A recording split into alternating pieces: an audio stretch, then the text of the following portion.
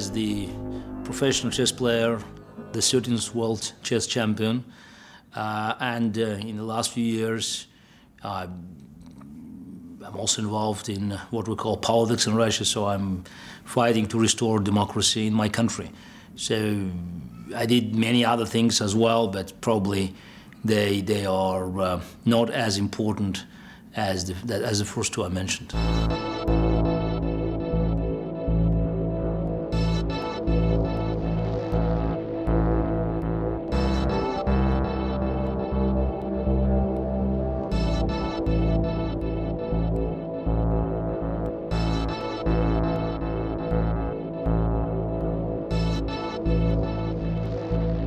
I was a bit hesitant because it's not just to be part of another program, so that I thought about a worthy partner for the conversation.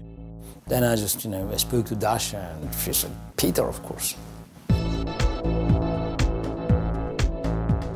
He is extremely intelligent, very broad area of interests, always wants to make the difference. He is one of the probably most successful entrepreneurs of his generation. He is very aggressively investing. He looks for the future. We're joined right now by Peter Thiel. He's with Clarion Management. Peter, you have so many different things that you could talk about that I don't even know where to start. You were one of the co-founders of PayPal. You took and cashed out of that, and then you invested in a lot of different internet companies, including being one of the very early investors in Facebook. As an investor, where do you look around the globe? Where do you find the best opportunities? A lot of themes have been played out. This is the difficult reality. Emerging markets is done, housing is done. Sort of financial derivatives are kind of done. Technology is one that I still like, although in some ways that got pretty exhausted in the 90s boom, and it's going to probably take many years for that to really come back.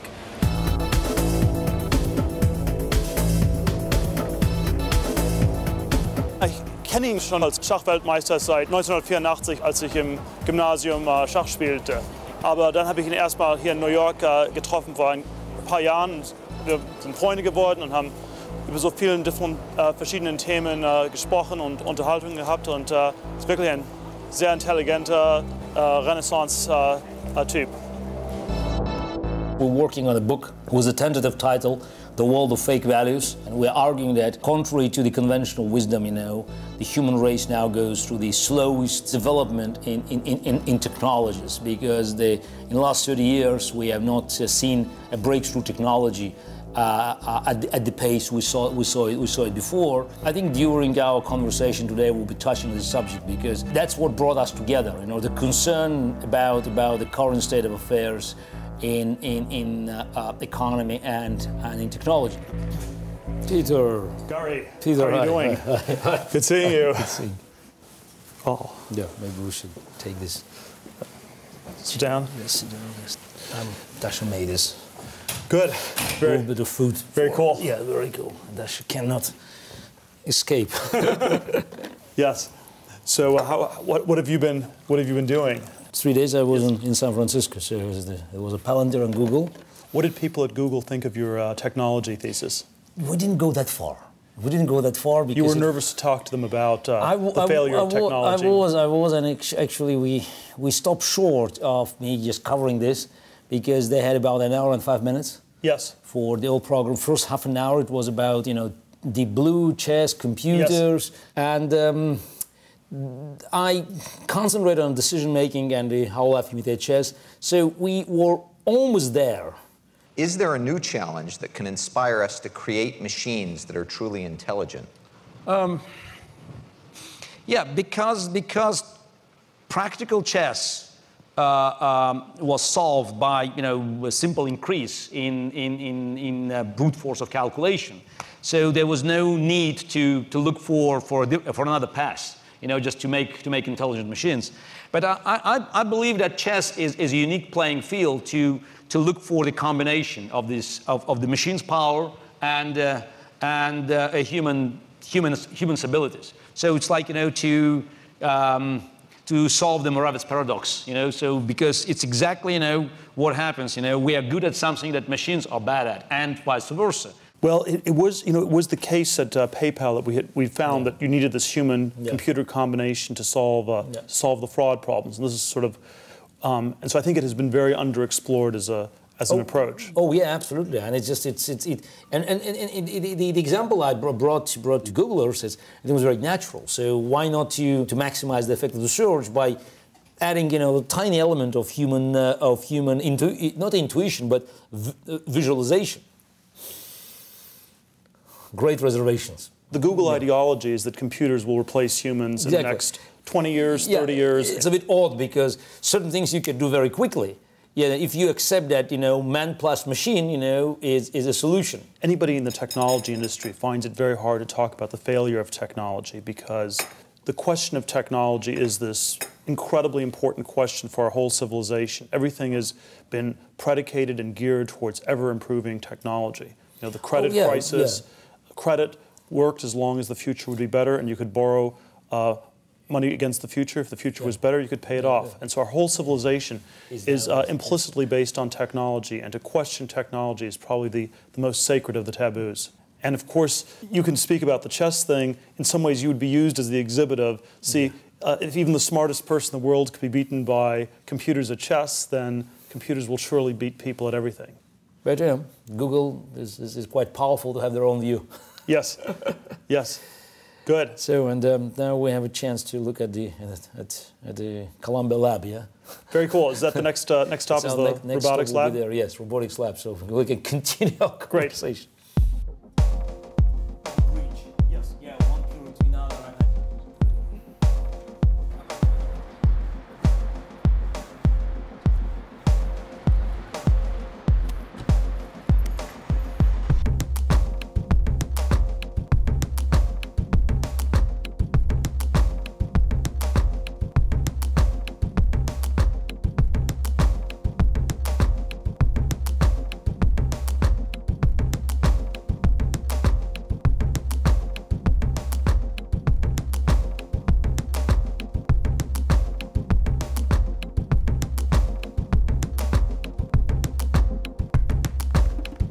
There is sort of this worry that even though you have a lot of talented people, the people who are the most successful in science are actually the politicians. Oh, yeah. And that, it is the politicians that are running the research budgets and that are running the universities. Well, people don't ask what the money is being spent on. Oh, yeah. Now they don't want to ask because they know question. They know the answer.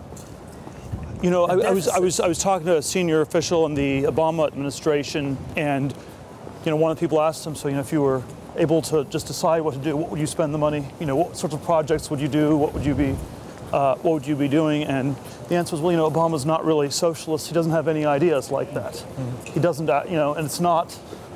There's nothing specific, substantive that people want to spend the money on. People really don't know what to do. Nobody wants to say no to free money. Yeah? Go up. Two. You get in.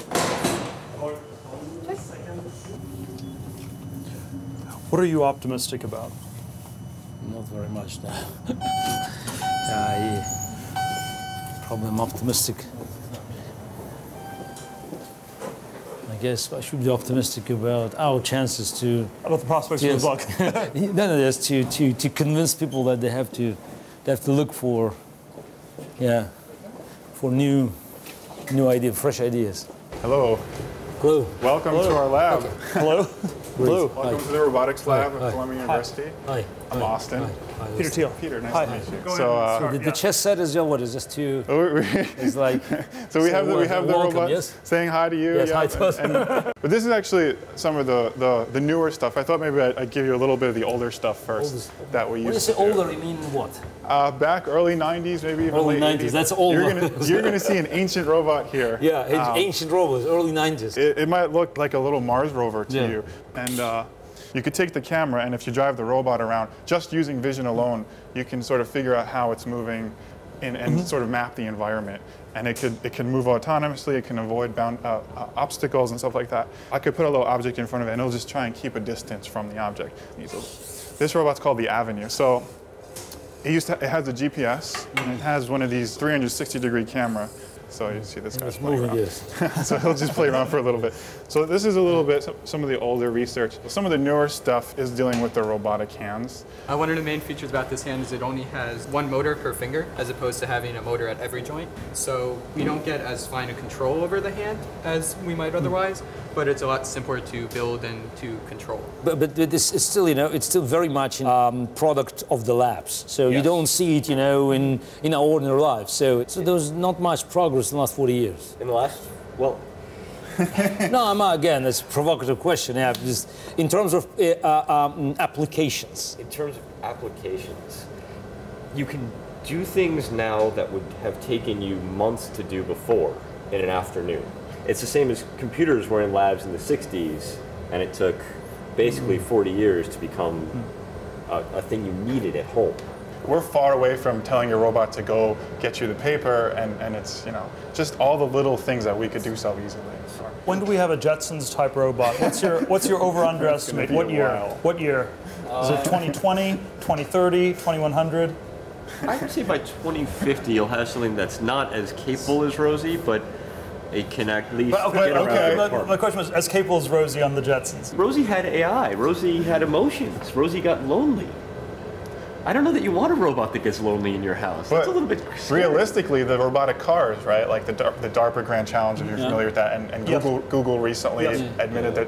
Like, I think that's within probably 10 years at least. I mean, and that's impressive. So. There's nothing about technology that automatically cuts in one direction or another. It's generally been on the side of freedom, but it can also be used very much the other way. And this is, I think, one of the reasons we should not be simply utopian about technology. It is critical for us to be using the technology, for us to be the first ones to use it, and for us to be using it now. Thank you very much. If you look at the most of the modern technologies now, like GPS or internet, they all were byproducts of the space race.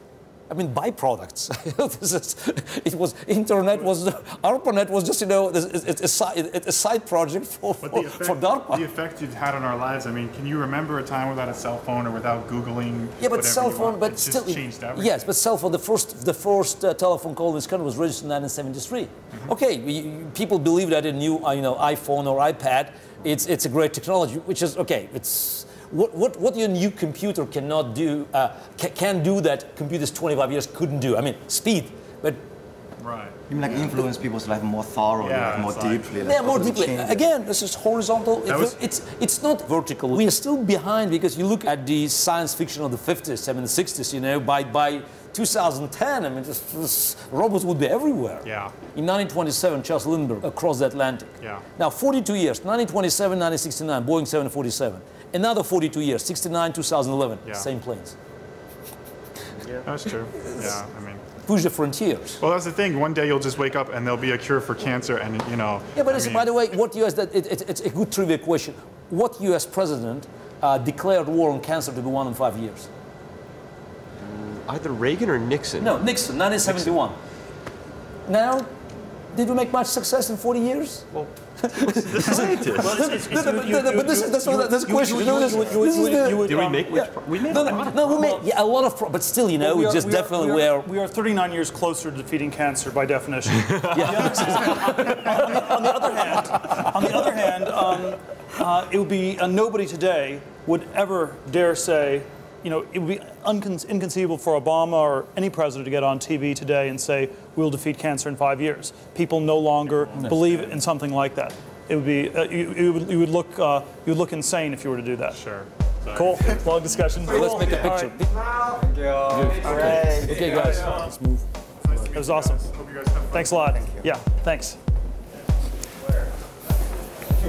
See, it's another proof, it's generational. They have no problem of accepting the philosophy. Right. Because they're young. They're not responsible. All right.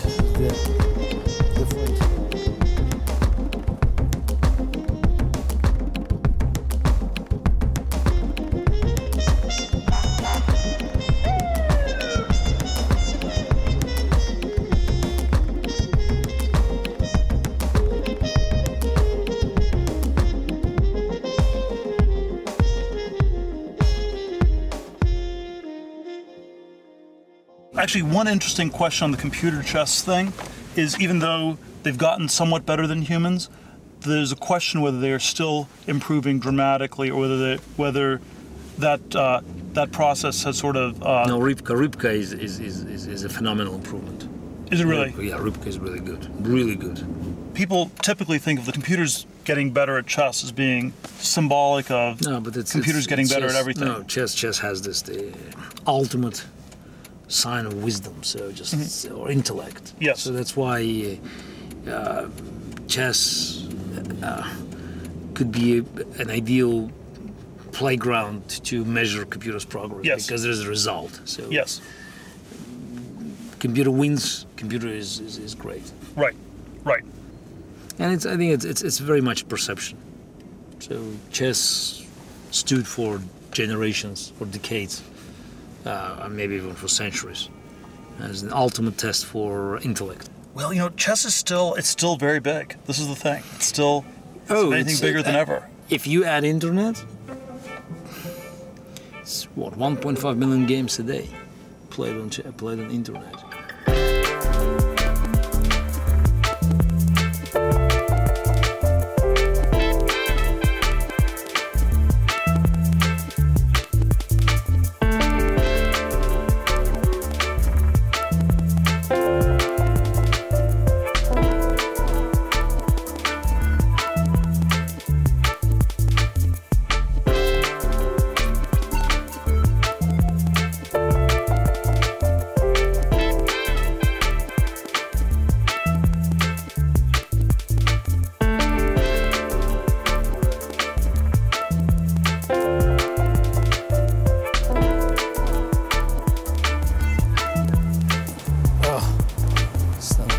Garry Kasparov, Frank Brady, president of the club. Mr. Thiel. Hey, welcome to the Marshall Chess Club. Come in. Actually, I don't think I've ever been here, yeah? I don't think you ever have. Yeah, I was in Manhattan Club. Yes. Yeah, it's Well, in 88, when I first time arrived in America. We've been here since 1931. 1931. I'll show you around. Still here. We're still here. We own the building. Okay, so that's better than Manhattan, yes? Yes. So I'll show you the famous board that... Peter, we should look at the famous boards. When Bobby played by teletype, yes. It was Bobby, myself, in that back room. Yeah. And then we had... so in 65 in Havana, yes? Exactly. In Havana. And I remember... So Fisher, he used this board. He used this board. And Mr. Thiel, are you a chess player? I play some chess, yes. You do? Although I... 20s, what do we? 2300. Could I ask you to play him No, again? Come on, just a little bit. No, maybe you should play him. Maybe I'll be a referee. Maybe you should play. You want to play? Quickly. What is your rating? I'm a Class B player. Class B player, Peter. You should probably play. And I'm rooting for you. Okay. Rooting for you. This is a casual game. Okay. Oh, he knows how to play. Peter.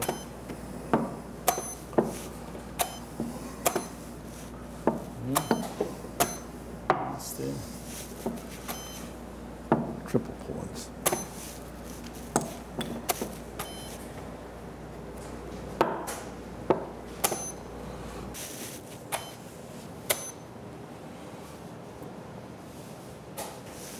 I'm embarrassed playing this game in front of you.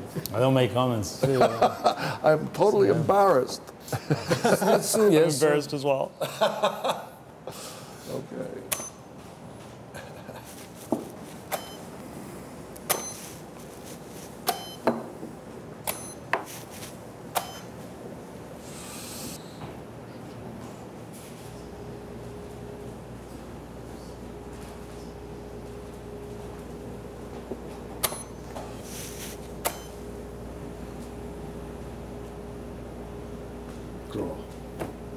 No draw. No draw. No. Peter, Okay.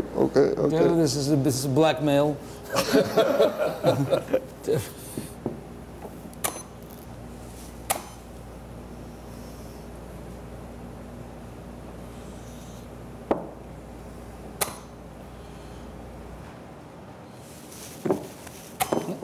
Wow. Okay, I'll relax. Give us some feedback. Terrible opening on my part. Yeah, opening was terrible. Was it winning at the end? Black had a very decent position, so it is I think it was very decent, and yeah, could have played queen e5. I don't know. I'm probably still taking the pawn. Really? If I take the pawn. Yeah, I know, but and he takes the. Yeah, there's still no immediate threat. Yeah. And then you can start attacking this pawn, with queen, because now this pawn is protected, so he could have started, coming back, protecting this, and I don't like it. So and then the last key moment was when you just sacrificed it. So what I would you played rook f2, and you played queen b6. Yes. You could have played at one point you have to play queen c1. Yeah. This position was quite drawish probably. You have to give check and come back. I think it should be a draw, eventually draw. So as you play this, and then you could have exchanged queens, but is that a draw on endgame? What, this one? Yeah. How? No, but you just have a pawn. Okay, yeah, that's what I figured. Just because you have 2 pawns. Yeah. No. This is the queen d1 was the final. Well, I was no Bobby Fischer, but you were Capablanca. It was a decent game. Yes. So see, that's a lot of talent now moved out of chess. Wow, this is. You met Peter. I have. Hi, not sure we met. Not sure we've met. Maurice Ashley. Hi, great meeting you. This is the famous Maurice Ashley. Wow, not as famous as you guys. No, here is just best chess promoter. Oh, I try. I think you have that on everybody. So. Okay. Maurice has just recently been combining chess and football, however. How did you know about that? Oh, yeah, of course. Hey, I'm the president of Marshall Chess Guy. I know everything. No. At the New York Jet Stadium. They have we do a simul on the plaza in the Meadowlands. Yeah. So how many boards? Oh, another world record? No. We're not trying for a world record. These people are coming in. They're screaming. Their fans already been drinking a little bit, and it's we're gonna watch the Jets, and then they see a chessboard and okay, I'll play some chess, and they sit down, and then we just play them in a simul. Surprise, yeah. Yeah, and then you get to play all of them, and I trash talk them like, I'm from Brooklyn, so I have to talk. Trash talk. So I trash talk them the whole time. And if I win a queen, my favorite thing is attracted more players. My favorite thing is when I take their queen for free, I show it to them, and I throw it up in the air, catch it, and I put it in my pocket. Very good. And they're all sitting there like, where's my queen? So that's my favorite thing. Then I don't give it back for a while. So how's things? What about the World Championship cycle today? You saw it, Magnus Carlsen. Magnus has dropped out? Magnus has dropped out. Did you have something to do with it? No. You used to do these things a long time ago. No, I confess. Do you know anything about what happened? Or? No, I know what's happened. He asked FIDE to come up with the fixed contract for all the matches and the World Championship match, the final World Championship match, 6 months before the beginning of the cycle. Do you think FIDE will ever get... Not in its current form. Not a leading question. We need a guy like you to take over. Yeah. Are you a chess player, though? I play chess. Just beat me. What? He was 2350 when he played. 2300? Up to about 2300. Wow. In 85. So come on. What? Wow. Wow. There's a talent. That's why he's hiring chess players. So you're still a fan? Do you still follow it? Still very big fan. Yes. It's very addictive. Peter just told me the story that one day had the IPO for PayPal. So he did a simul for 10 employees of PayPal. There's a whole picture on the internet with the doing the simul there. Have you had a chance to play this guy yet? I don't want him to think that my IQ is being unusually low. So he does that to everybody.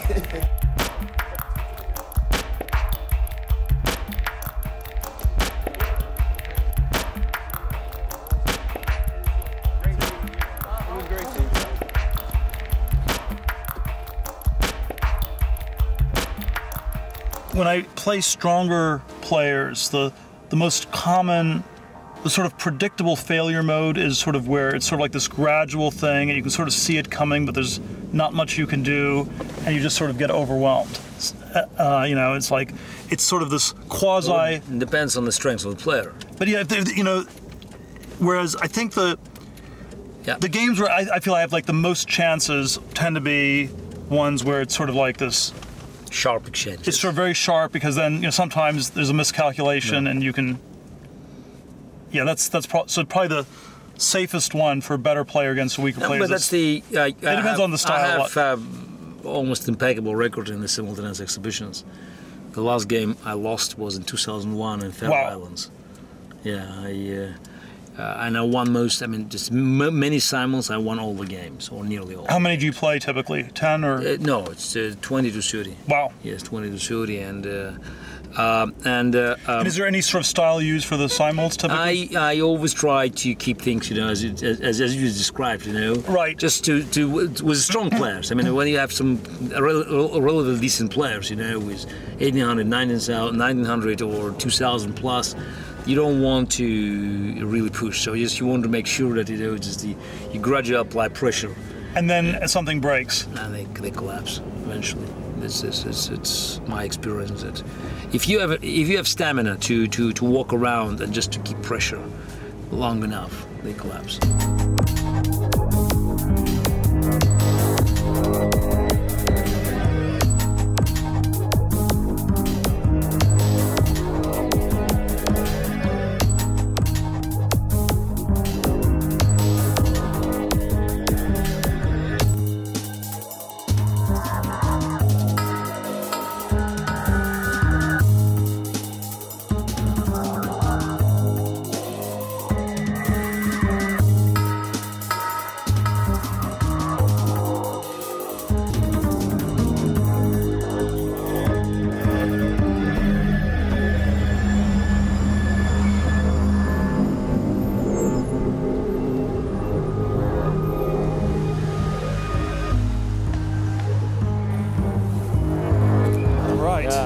Empire State Building.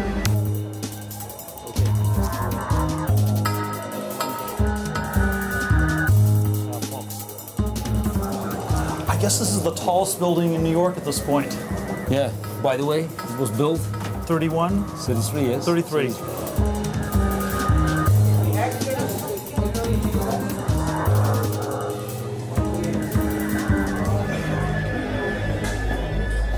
Welcome and enjoy the view. Bienvenue et profitez de la vue. Bienvenido y que disfrute de las vistas. Wow, I remember being up here once before when I was 6 years old in 1974. We were visiting New York for one day. All right, it's cold. It's cold. We'll go back inside. Steps, please come all the way down, guys. Thanks.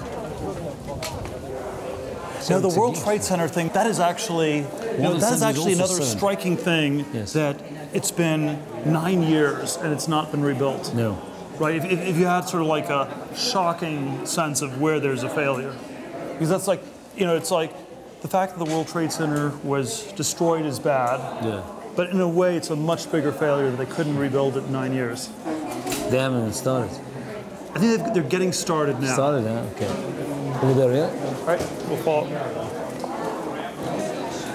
Any good news out of Russia, or is it still anything? Nothing feels like no big change. No, look, Putin now is vulnerable because there's this sort of the internal conflict. It's not just Medvedev, as it's more of, you know, the corporate rejection, because he's too unpredictable, crazy, yeah, and they're looking for some kind of stability and predictability. So and definitely Putin, I mean, it looks increasingly volatile. Who is the opposition in Russia at this point? No, there's the internal fight, right, which is very much on the surface, but you could see some splashes. Right. The opposition, no, it's... Was there anything significant about the whole mayor of Moscow? No, the only significance is that the system cannot function, you know, cannot stay intact as before. Do young people, are they just trying to get out of Russia, or what is that? Massive numbers, massive numbers. Anybody who can get out tries to get out. It's clear. It's immigration. So and where are they trying to go? All over the world? Anywhere. And that's why we have the growing number of immigrants in Russia from Central Asia, and it creates, you know, very negative political mood. Right. Because you have a lot of people, a lot of Russians who are upset. Right. But it's a general degradation of the country. Where is our friend? Oh yeah, supposedly here. Here? Oh, wow. Goodness. Hey. How are you guys? Peter, nice to see you. Great, great. Hi. How's the observation deck? You got up without a problem? Windy. Can you believe that I've been here for 7 years and I have not once been to the observation deck? I actually thought to myself, maybe I should go with you guys. But I figured, why break the streak of never going to the observation deck? Yeah. So welcome to our office. This is great. It's the first time you're here. The last time you and I met to do the human rights thing, I came to you. It was a different office. It was a very small operation. We're still somewhat small, but we're growing. So two world forums already. Yes. Yes. Our work is not done in these walls. Our work is done outside of these walls. We want to get the message out, distribute this message.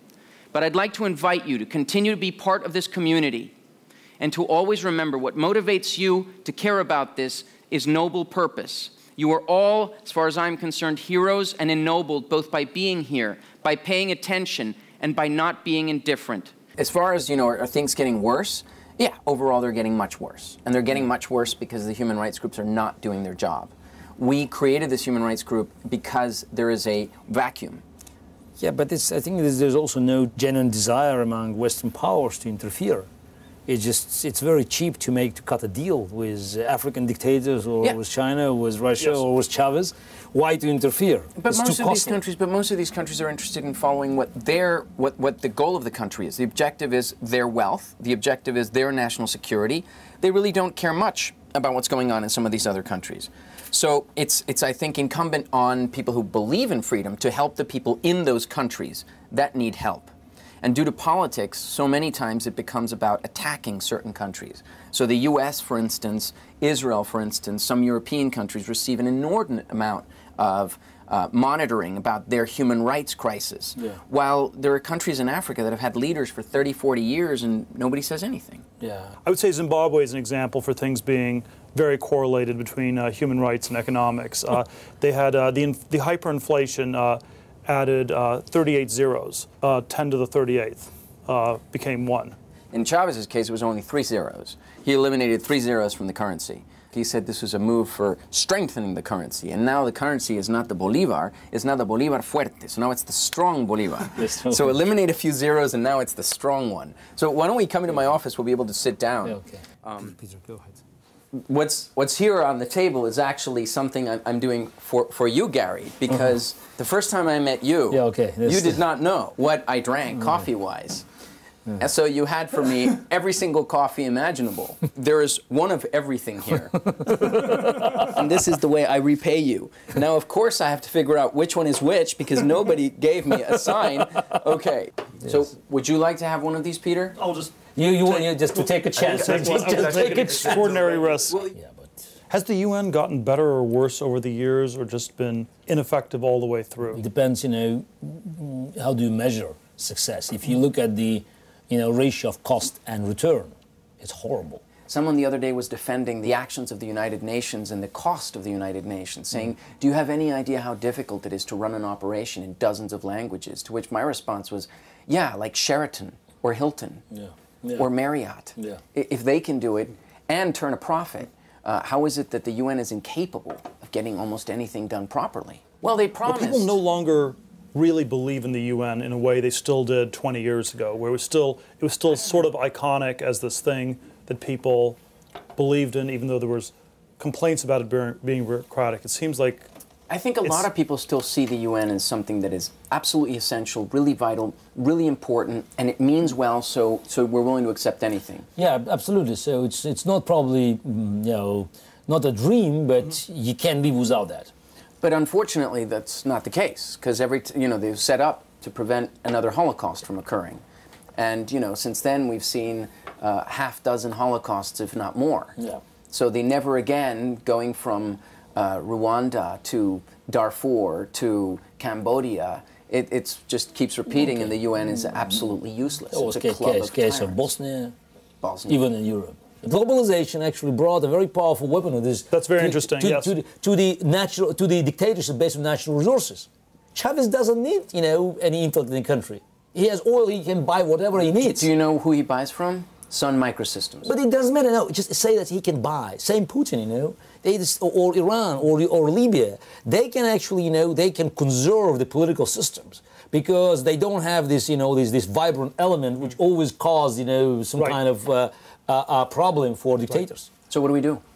Well, you have to. I think that if you shout loud. Shout loud. What else we can do?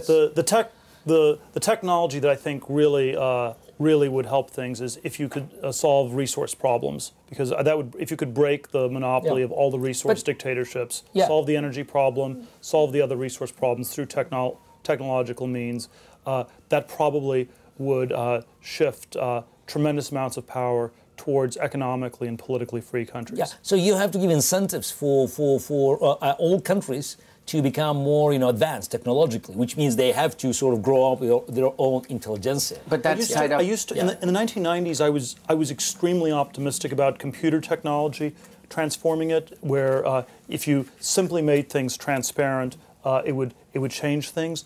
And I still am mildly positive on that.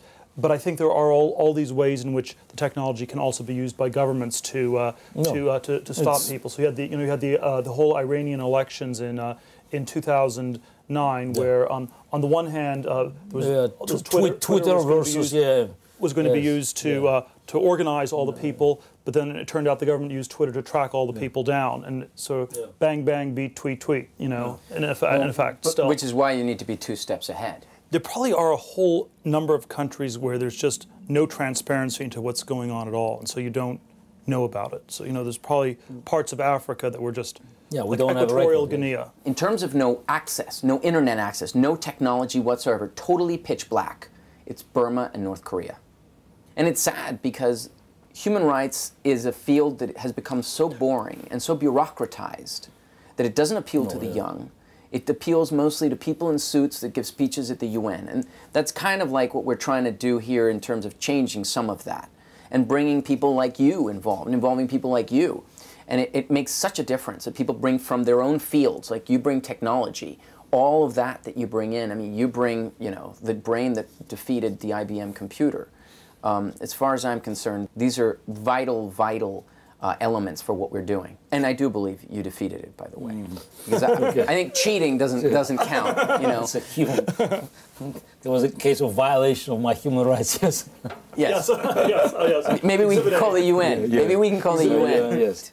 One of the things I find so depressing about this topic is that so many places have just stayed disasters for such long periods of time, and when you have things that are corrupt or where human rights don't exist, there are cases where it changes, but it is not easy, and it's very, very hard, and there are relatively few examples of where things have gotten, dramatically better. Haiti's been a disaster since it was independent in the early 19th century.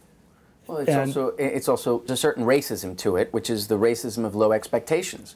We expect Haiti to be a disaster, so nobody holds them to account, and nobody puts a certain level of real expectations. Meet these or else. And their governments are just there to take and take. They all want to follow Duvalier's, having palaces in the south of France. Kind of reminds me of Mobutu. Yeah. This is a nasty business. It's not a very happy one. And the sad part is any country can go from being a thriving democracy to be a thriving liberal democracy to being a dictatorship in the space of 10 years. Because obviously democratic doesn't necessarily mean rule. Democratic means nothing, actually. In modern days, it's a word. It's a mere word that often covers up, the worst atrocities. I wanted to show you something. This is a skateboard. So there's one for every part of the Declaration, the Universal Declaration, the good parts. And it's our way of trying to be cool with this. A friend of mine runs Amnesty in Norway, and he's the one that developed these. So this is the one for China. So I figure, as a gift, I'd give you the China skateboard, and you can have the Russia skateboard. Why is China for him? Why is China for him? Because, well, Russia's for you. Yes. Each country has a different chapter. What you need to do is add wheels if you actually want to use it. But it's more. A lot of how many countries do they have on this? They have 20 so far. They have Iran. They have, but you know, on my trips to Norway, I'm not going to bring back 20 boards of wood. Yeah. It's a little much. Okay. Well, thanks for the visit. I'll call it. Yeah. Okay. Absolutely. Okay. Good stuff. Well, thanks for coming, guys. Have a great dinner.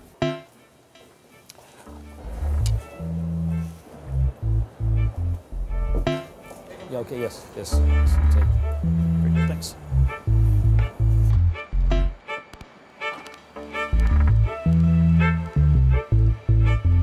How does this all end this time around? How do you think the sort of, you know, you have these incredible concentrations of wealth that have been acquired by dubious means in many cases. How does this really end? That's a very good question. You know, it's do you see an optimistic scenario? Well, I see four sort of crazy pessimistic scenarios. You know, but that's why I'm asking. You know, do you see any optimistic scenario? The optimistic scenario is that you have enormous growth in the world and you have technological progress. That's the optimistic scenario. Okay, that's the optimistic. That's the only optimistic scenario. Okay, let's wait for Martians to save us. That's more realistic than one you described. Well. I will. But then the four scenarios. You have a worldwide depression where it all gets destroyed, but people are going to try to stop that by printing money. Secondly, that's what's happening now. That's sort of what's happening now. So you have this chronic recession. It doesn't quite go into a catastrophic depression. The second thing is you have a world war, but people will do a lot to try to prevent that because of nuclear weapons and the technology is so destructive. And then the third one is that you have sort of this move to the left, and governments confiscate the wealth. And the thing that's tricky about that is that at this point the money's been moved globally, so you'd have to sort of confiscate it everywhere. People have sort of diversified very well. The first one is the most realistic, until it goes into, until you can't print any more money. So because I think eventually, just the only way out is to work with sound money. If money doesn't have any value, so the whole system doesn't work. Yes.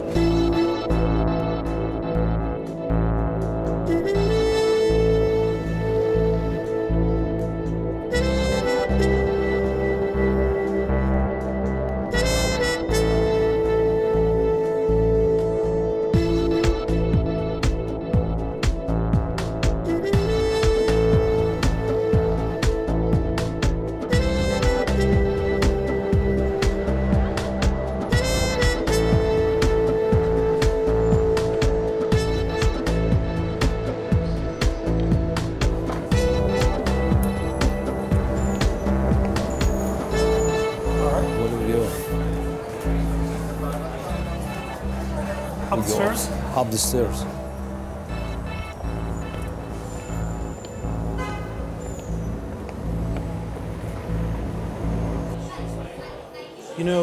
There is a moment for something libertarian, for classical liberalism to somehow come back. Absolutely. That moment exists, even though, we haven't had anything like this for, a long time, and it's been sort of, you've had elements of it, but I want to have a mixture of some, theory and some kind of, ideological background, and, the analysis of current affairs. You have to go back to sound money. You have to go back to the roots. That's not to the old good days, but to the roots. Unlike, years of the Cold War, there's a sense of inevitability. Look at Warren Buffett. The 19th century, the year of Great Britain. The 20th century, year of the United States. 21st will be China. I mean, this Warren Buffett telling people that's it. Nice. And invest accordingly. So, yes, you have the richest man in this country predicting its fall. The other thing I think is sort of problematic, at least, about Buffett is that he's become the richest man in America by avoiding technology altogether, and so it's always technology. And being proud sort of of that. Being proud of it. Not doing. So would you rather invest in a spaceship company that goes to Mars, or would you rather invest in a Mars candy bar? And in the year 2200, when people live on Mars, they'll still be eating Mars candy bars. Spaceship companies will come and go, so you only invest in candy bars.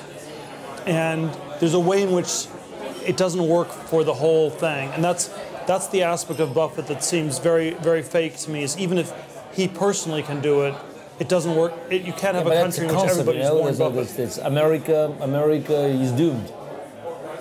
China is next. Invest accordingly. That's the message. My view on it is that regardless of what happens between the U.S. and China, as an American, I feel you can only do something here in the U.S. Or there are other countries maybe too, but it's. I think China is not a place you can actually make money, and it's been very. There've been very few. Yeah, a lot of people. I know a lot of people who disagree with you. Yes, but I'm not among them. Say America goes bust, China goes bust automatically. I mean, just China goes bust. America is badly hurt, but not goes bust. Right. So that shows there still is imbalance. Right. Have you spoken to any people in the Obama administration about the technology thesis, or do you have any? They are too busy with with rebuilding relations with Putin and Medvedev and ending this administration. Why do you think it's been so disappointing? Or? I don't know. It just has. I think it has been, and I also think it's Obama. He's just community organizer. He's not the leader. He can deliver a great speech. I don't think he can govern. My sense is they are not focused on a lot of the most important problems, and so. But that means they cannot identify important things. It's about managing. The Obama inaugural speech, he basically said that it's not about big government or small government, but it's about whether government is efficient or not efficient. And I think there's a lot of truth to that. And if you define technology is doing more with less. And instead you have this debate about you do more with more, which is the stimulus printing money approach, or you do less with less, which is the austerity sort of, Angela Merkel in Germany and the Cameron government in Britain approach. Yeah, but this administration, I think just, it doesn't share the same concept, more with less. Thank you very much. My most pessimistic views are probably about how the nuclear weapons are still slowly proliferating, generally contained, but slowly more and more countries are getting the technology. And if you had even a single nuclear weapon go off at this point, I think it would change things tremendously for the worse. It probably gets very underestimated until it actually happens. We are dealing with countries that do not share the same values of human life. For us to lose, one soldier is really a problem. I mean, for American president to leave a few hundred soldiers, that might be. The Bin Laden line was, "We will win because we value death more than you value life." So let's concede there's something very problematic about globalization because it enables transfer of bad technologies. It enables governments to, in a sense, outsource the functioning parts of their societies to other societies and keep control locally, or something like that. What does one do about it? Technology. They have the money from natural resources because they do nothing else. You downsize the importance of this element of the economy. So it's the energy alternative, natural resource alternative. That's item number one. Yep. You cut off the money. That's the only way democracy could beat dictatorships. Eventually, that's how America beat Soviet Union. Progress. Well, this is why the technology issues again are so important in ways that are not just economic, but also it has political angle. And you find yourself to be fairly pessimistic on a lot of sort of day-to-day type things, or relatively pessimistic. What sort of keeps you going? If you were completely pessimistic, at some point people would just give up. No, but it's against my nature.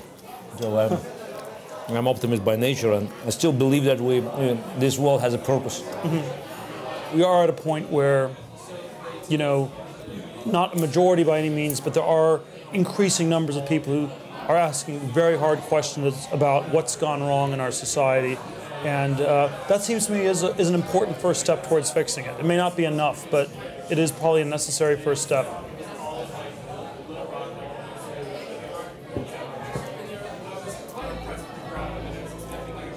Yeah, a lot of people will keep asking questions, and there will be very few to provide answers.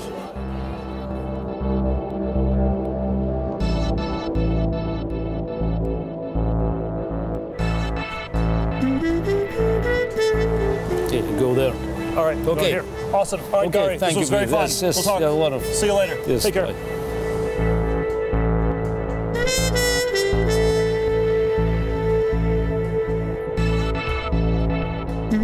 Mm-hmm.